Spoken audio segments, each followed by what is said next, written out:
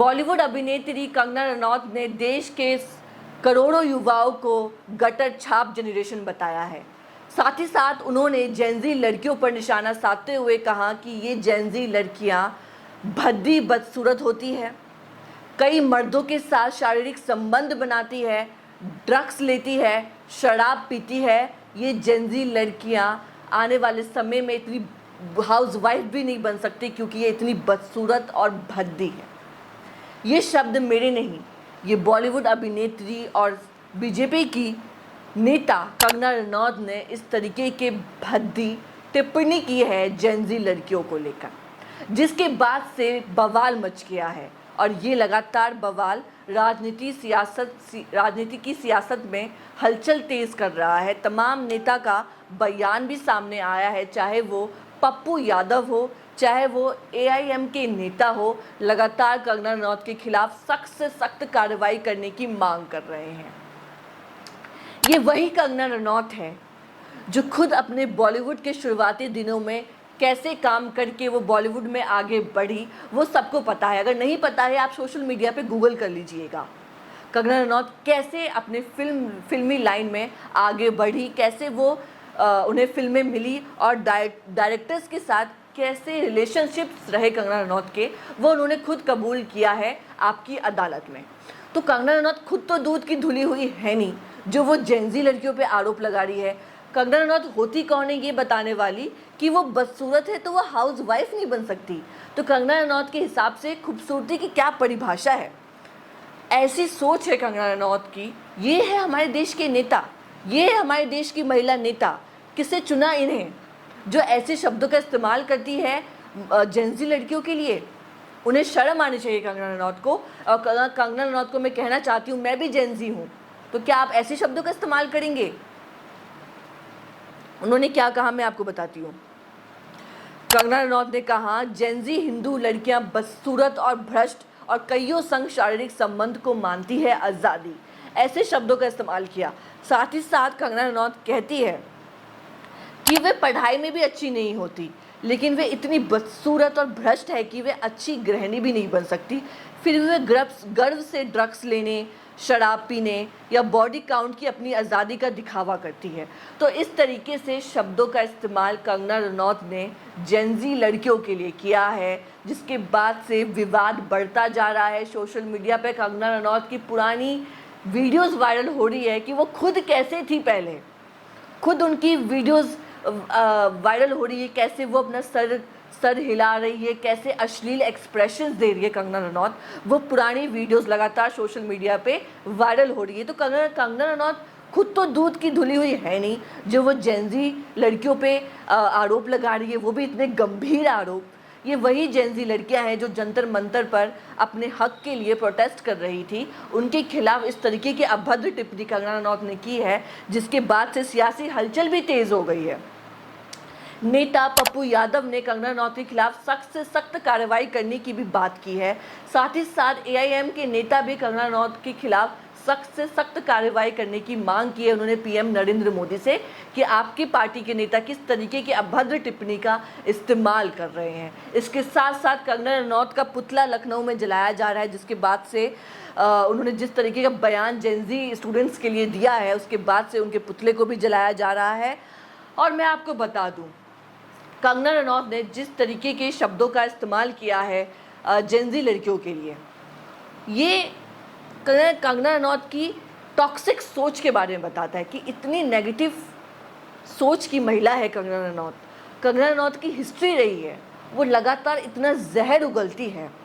चाहे देश में कोई सा भी आंदोलन होता है, चाहे किसान आंदोलन होता है, चाहे सीए एनआरसी का आंदोलन होता है, चाहे नीट पेपर लीक का आंदोलन होता है, चाहे पंजाब किसानों का आंदोलन होता है, हर आंदोलन में कंगना रनौत इतना जहर उगलती है सोशल मीडिया पे। जिस तरीके की शब्दों का वो इस्तेमाल करती है, वो वाकई हम लोगों को हैरान कर देती है। तो कंगना रनौत तो ना ही बताए कि क्या सही है क्या गलत है, जिनकी जो खुद कुछ भी बोल देती है, जिन्हें खुद उनकी पार्टी भारतीय जनता पार्टी भी तवज्जो इतना इम्पोर्टेंस नहीं देती है। तो कंगना रनौत तो खुद ही कुछ भी बोलती रहती है। तो जेनजी लड़कियों पे शिकंजा साधते हुए जिस तरीके से शब्दों का इस्तेमाल किया है, जेनजी लड़कियां ही बताएं क्या वो कंगना रनौत की इन बातों से सहमत है। साथ ही साथ मैं आपको बता दूं, सीजेपी कॉकरोच जनता पार्टी के स्पोक्स पर्सन सौरभ दास ने कंगना रनौत पे निशाना साधते हुए कहा कि कंगना रनौत को तो उनकी खुद की पार्टी उन्हें इंपॉर्टेंस नहीं देती, तो कंगना रनौत तो ना ही बताए कि जेनजी गटर छाप जनरेशन है या क्या जनरेशन है। कंगना रनौत जैसी महिला तो ना ही बताए। तो मैं आपको साथ ही साथ बता दूं, सीजेपी के स्पोक्स पर्सन सौरभ दास, अभिजीत रांका और फाउंडर अभिजीत दिपके ने कह डाला है कि हम फिर से एक बार आंदोलन करेंगे, हम फिर से एक बार जंतर मंतर पर प्रोटेस्ट करेंगे अगर सरकार ने जिस आधार पर यह आंदोलन 25 जुलाई को ख़त्म करवाया था, जो आश्वासन दिए थे केंद्र सरकार ने, जेपी नड्डा और डॉक्टर जितेंद्र सिंह ने जो आश्वासन दिया था कॉकरोच जनता पार्टी को कि एफआईआर स्टूडेंट्स पे नहीं होगी और जिन स्टूडेंट्स पे एफआईआर कर दी गई है वो उन्हें वापस ले लेगी। लेकिन अब सरकार अपने वादे से मुकर रही है। सरकार का कहना है कि हम सिर्फ उन पे कार्रवाई करेंगे, उनके खिलाफ एफआईआर करेंगे और उनके खिलाफ एफआईआर नहीं हटाएंगे जिनके ऊपर पहले से ही गंभीर आपराधिक मामले हैं। इसी स्टेटमेंट को लेके लगातार विवाद मचता जा रहा है। साथ ही साथ सुप्रीम कोर्ट का बयान भी आया है। सुप्रीम कोर्ट ने अंतरिम आदेश दिया है कि जिस पे पहले से एफआईआर है उसकी जांच होती रहे। ये स्टेटमेंट सुप्रीम कोर्ट ने दिया है। सुप्रीम कोर्ट ने कहा है जो स्टूडेंट्स हैं जिनके खिलाफ कोई आपराधिक मामला नहीं है, जो 18 साल की उम्र से कम के उम्र के बच्चे हैं, उनको आप रिहा कर दीजिए, लेकिन जिनके खिलाफ आपराधिक मामले हैं उनको आप रिहा मत कीजिए। इसी स्टेटमेंट को लेके कॉकरोच जनता पार्टी काफ़ी ज़्यादा नाराज़ है। कॉकरोच जनता पार्टी के स्पोक्स पर्सन सौरभ दास और अभिजीत रांका लगातार कह रहे हैं कि स्टूडेंट्स को छोड़ दीजिए।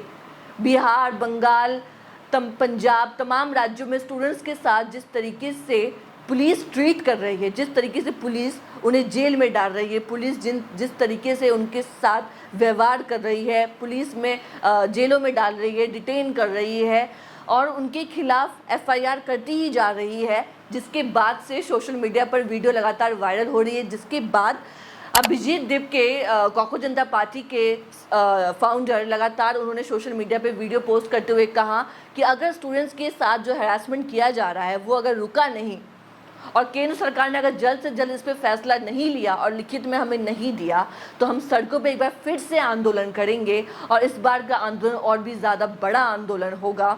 सौरभ दास, अभिजीत रांका लगातार कह रहे हैं कि अगर सरकार ने हमारी बात नहीं मानी तो हम सड़कों पे एक बार फिर से आंदोलन करेंगे। तो यही आधार था कि स्टूडेंट्स के खिलाफ एफआईआर जो हुई है उसे वापस ले लेगी केंद्र सरकार। लेकिन केंद्र सरकार कह रही है जिनके ऊपर आपराधिक मामले हैं उनको तो हम रिहा नहीं करेंगे।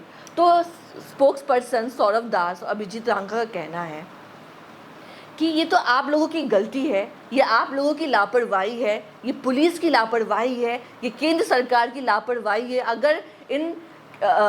अगर इनके खिलाफ जो स्टूडेंट्स वहाँ पे आए थे उनके खिलाफ अगर आपराधिक मामले थे तो आपने किस आधार पर उन्हें रिहा किया जेल से? आपकी गलती है, आपको जवाबदेही देनी पड़ेगी कि कैसे आपने, किस आधार पे आपने उनको जेल से रिहा किया और वो प्रोटेस्ट में शामिल हो गए अगर उनके ऊपर इतने गंभीर आपराधिक मामले थे। क्या ये हमारी कानून व्यवस्था? अभिजीत दिपके, सौरभ दास, आशुतोष रांका, ये तमाम कॉकरोच जनता पार्टी के स्पोक्स पर्सन कह रहे हैं कि ये कोई आधार नहीं होता। तो केंद्र सरकार जल्द से जल्द फैसला ले वरना हमें सड़कों पे एक बार फिर से आना होगा। तो क्या लगता है आप लोगों को, क्या जेनजी एक बार फिर से सड़कों पे आएंगी? क्या ये वाला जो आंदोलन दोबारा होने जा रहा है क्या एक बार फिर से बहुत बड़ा रूप लेगा? क्या ये फिर से ये आंदोलन जन आंदोलन बन जाएगा, एक बहुत बड़ा आंदोलन बन जाएगा? क्या इस बार का आंदोलन अगर हुआ तो क्या फिर से एक बहुत बड़ा रूप लेगा? क्या कुछ होगा? क्या आप लोग भी चाहते हैं कि आंदोलन फिर से हो और जिन स्टूडेंट्स के साथ बर्बरता के साथ उन्हें जेल में डाला जा रहा है वो काफ़ी हैरान करने वाली बात है, क्योंकि केंद्र सरकार, वादा किया था केंद्र सरकार ने, लेकिन केंद्र सरकार अपने वादे से मुकर रही है, जिसकी वजह से कॉकरोच जनता पार्टी और केंद्र सरकार में विवाद बढ़ता जा रहा है। कहीं ना कहीं कॉकरोच जनता पार्टी का कहना है कि आप तमाम स्टूडेंट्स को रिहा करिए, हमें नहीं पता किनके ऊपर आपराधिक मामले हैं। अगर उन स्टूडेंट्स के ऊपर आपराधिक मामले हैं पहले से, तो उन्हें उन आपराधिक मामलों के आधार पर आप जेल में डालें, एफआईआर करें। लेकिन आप अभी इस आधार पे कि ये प्रोटेस्ट में शामिल हुए थे, इस आधार पे आप उन्हें जेल में नहीं रख सकते। तो कॉकरोच जनता पार्टी लगातार मांग कर रही है केंद्र सरकार से कि स्टूडेंट्स को रिहा किया जाए। कॉकरोच जनता पार्टी बर्दाश्त नहीं करेगी अगर स्टूडेंट्स के साथ लगातार अगर एफआईआर होती रही, और वो जल्द ही सड़कों पे आंदोलन करने वाले हैं। तो क्या आप लोग भी चाहते हैं कि एक बार फिर से आंदोलन हो? तो कमेंट सेक्शन में ज़रूर बताएं, आप लोगों की क्या राय है, ज़रूर बताएं हमें।